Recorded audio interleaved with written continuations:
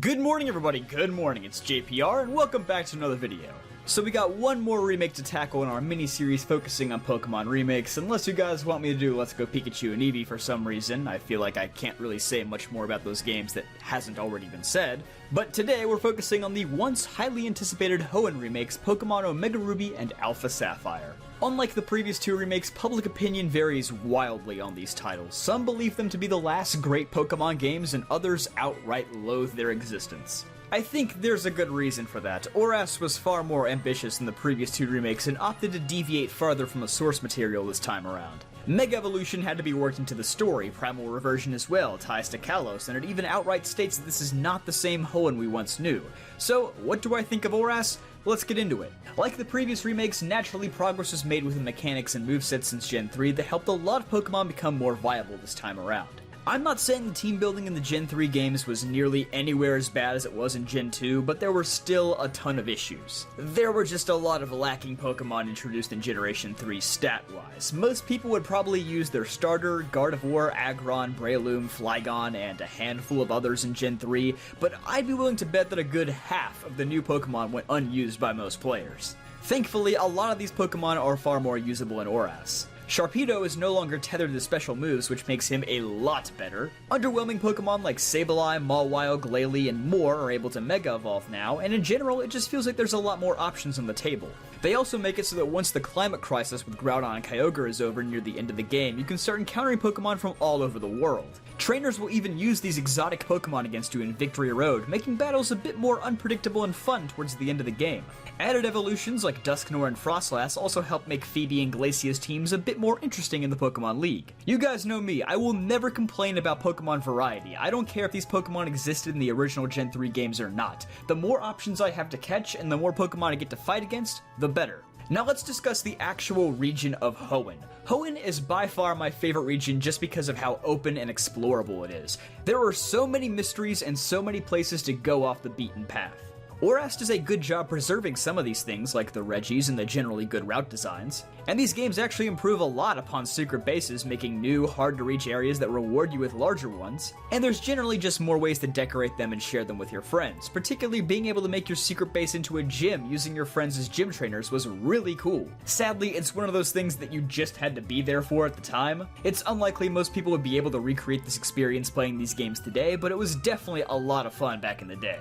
Diving areas have also been expanded on quite a bit, which I definitely appreciate. With Hoenn being a region that balances its land and water, I always thought dive was something that needed to be expanded on to make the water portion a bit more interesting, instead of, you know, just surfing endlessly.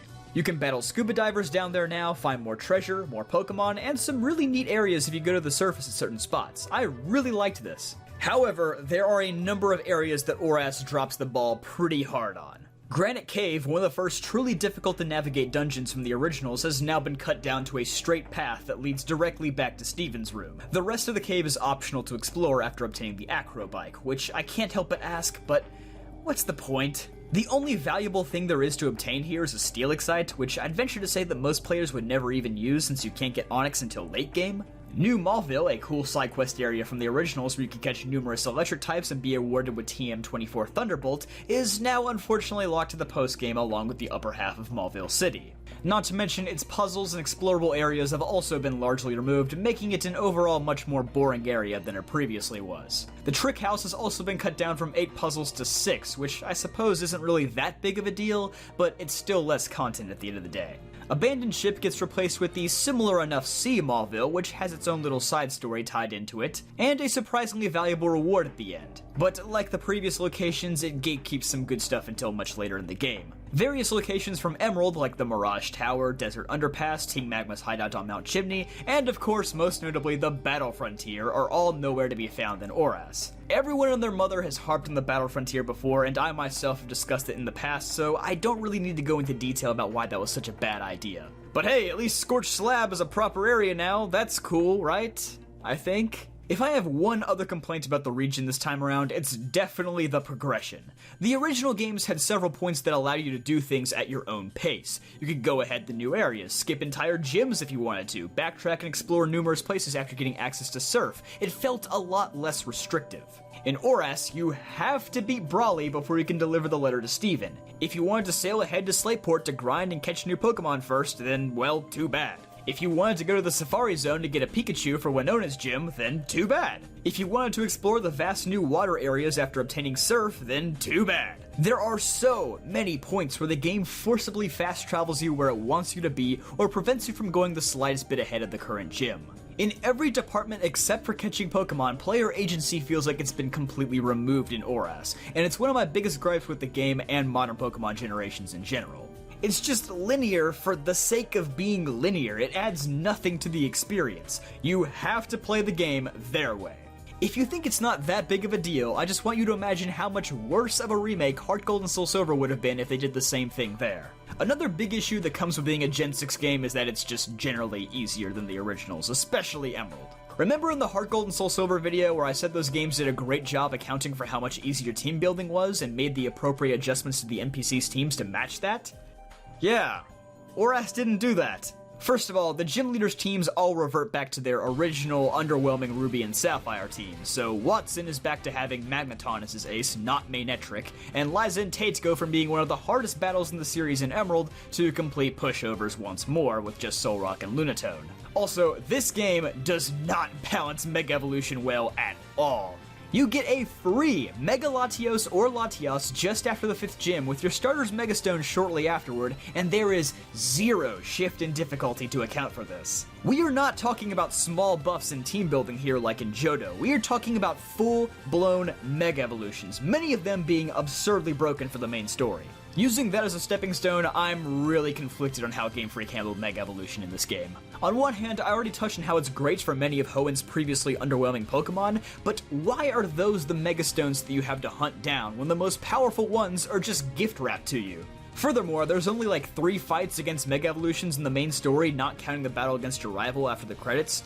Maxie/Archie, Wally, and then Steven, with really only the last 2 being somewhat challenging, given how atrocious Maxie and Archie's Pokemon are. They really should have done something with the last few gym leaders and the Elite Four members. I know the Elite Four do get Mega Evolutions in the post-game, but it's a little too late for that. And on top of that, gym leader rematches from Emerald are completely removed.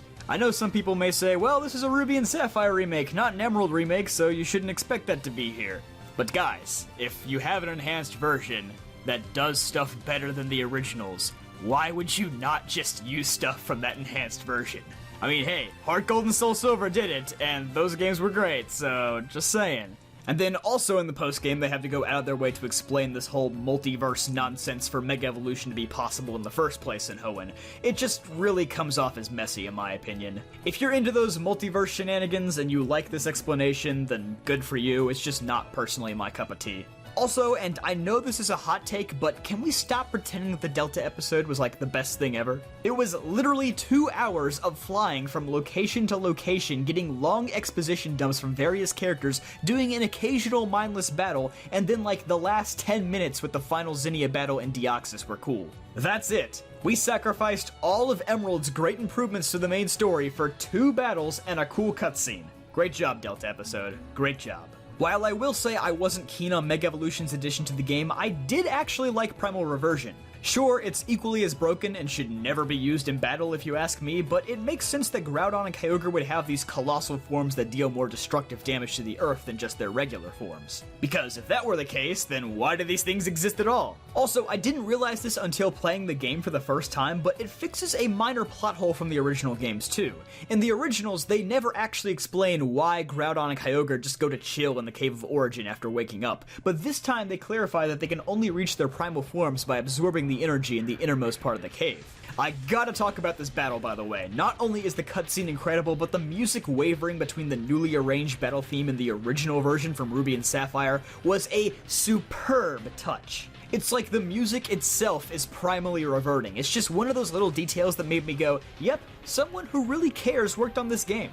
I think the music in general in ORAS is really good. Sure, there are a few disappointments like the more techno version of Route 113 and the iconic claps being removed from the Elite Four theme, but by and large, this is exactly how I expected the Hoenn region's music to sound one day. It's probably one of my favorite Pokemon soundtracks. The art style and graphics look very satisfying as well. The overworld chibis look a little bit more refined compared to X and Y, and most of the environments and battle scenes look fantastic. Purely from a graphics and sound perspective, I think these games nail it. I also gotta touch on the character redesigns once again.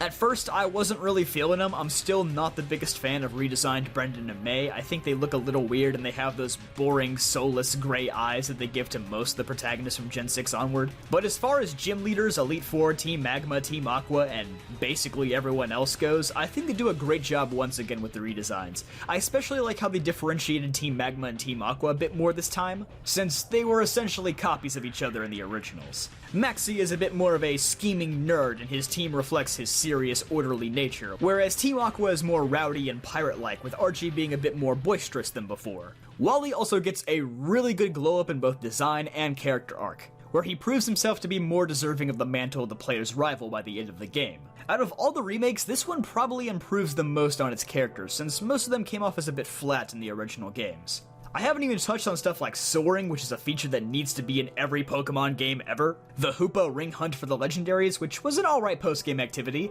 and the expanded side plot to the Pokemon contest involving Lizia. Pokemon contests in general are really impressive this time around and feel more like the spectacle they were always meant to be. The 3D graphics really shine here. My only complaint is that the Pokeblender minigame bit the dust. I wonder if I'll ever feel true happiness ever again. Overall, Pokemon Omega Ruby and Alpha Sapphire are a mixed bag of great improvements and game design decisions that make me want to bang my head against a wall. I actually do think that these are really great games, especially from a multiplayer perspective, and I can see why so many people love them.